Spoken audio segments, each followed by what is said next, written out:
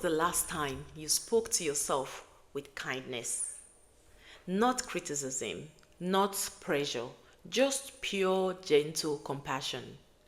Most of us don't realize it, but the way we speak to ourselves, especially after trauma, becomes the way we live.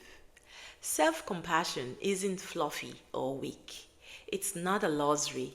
It's the quiet, radical foundation of healing. Because trauma doesn't just wound the body, it reshapes your inner dialogue, your worthiness, your sense of safety. And choosing to be kind to yourself, that's not just healing, it's rebellion, it's coming home, it's power. Welcome back to our Radiant Mind, your safe space for healing, growth, and radiant transformation. I'm your host, Christabel, and today we are diving into something that's often overlooked, but is one of the most powerful tools in trauma recovery: self-compassion. Let me start with this. If you spoke to your best friend the way you speak to yourself, would they still feel loved?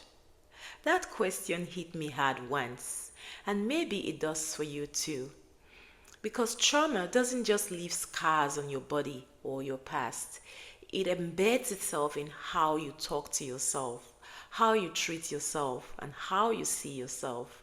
But here's the truth: being kind to yourself is not weakness, it's radical, it's resistance, it's healing. Today, I want to show you why self compassion is not just nice to have, it's non negotiable for true healing. So, if you've ever felt like you're too broken, too sensitive, or just too much, this episode is for you.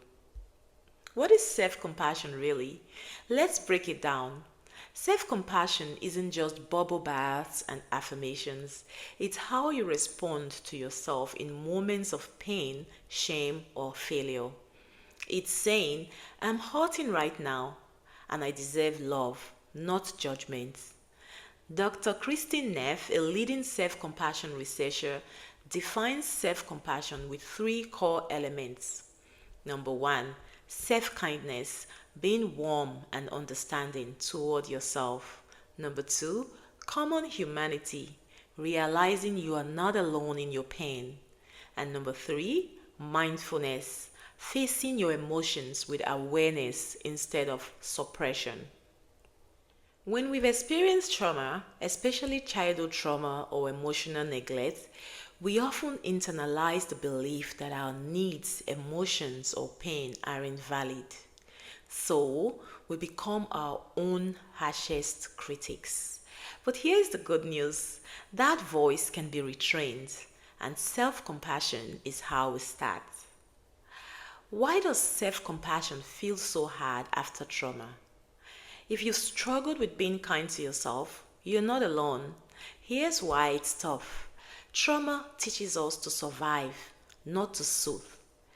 We may have grown up equating self worth with productivity, perfection, or people pleasing. Some of us were taught that being kind to ourselves is selfish or weak. But hear me out. Healing begins when you choose to treat yourself the way you always needed someone else to. The truth is, the most radical act of healing you can do is say, I will no longer abandon myself. Self compassion rewires your nervous system. It softens your inner critic. It creates a safe emotional space within yourself, something trauma may have taken away. So, what happens when you start practicing self compassion? You begin to heal old wounds that shame could never touch. You develop resilience not by pushing harder, but by softening when it counts. You create a new internal dialogue, one that says, you are safe here. I've got you. This isn't spiritual fluff, it's neuroscience. Self compassion activates the parasympathetic nervous system, calming stress and reducing cortisol levels. It literally helps your brain feel safe again. That's why I say it's not just a mindset shift, it's a whole body transformation. And when you give yourself what you once begged others for, validation, comfort, presence, you reclaim your power. Now, I want to share 7 self compassion affirmations that you can repeat, write down, or speak over yourself anytime you feel triggered, ashamed, or stuck. Take a deep breath with me and repeat after me. I give myself permission to be gentle with my pain. I am allowed to take up space even when I feel broken. I treat myself with patience, not pressure. I forgive myself for not knowing what I didn't know. My worth is not defined by what I've been through. I am learning to love the parts of me I once rejected. Today, I choose compassion over criticism, one breath at a time. Write this down, come back to them, let them become part of your healing ritual. You might be wondering, where do I even begin with this? Start small. Notice your self-talk. Would you say that to someone you love? Practice mirror work. Look at yourself and say something kind, even if it feels awkward at first. Keep a self-compassion journal. Each night, write one thing you did that was kind to yourself that day, no matter how small. Pause and breathe whenever you feel overwhelmed. Ask yourself, what do I need right now? Healing doesn't demand perfection. It invites presence. And when you show up for yourself, even in the smallest ways, you are rewriting your story, one line at a time.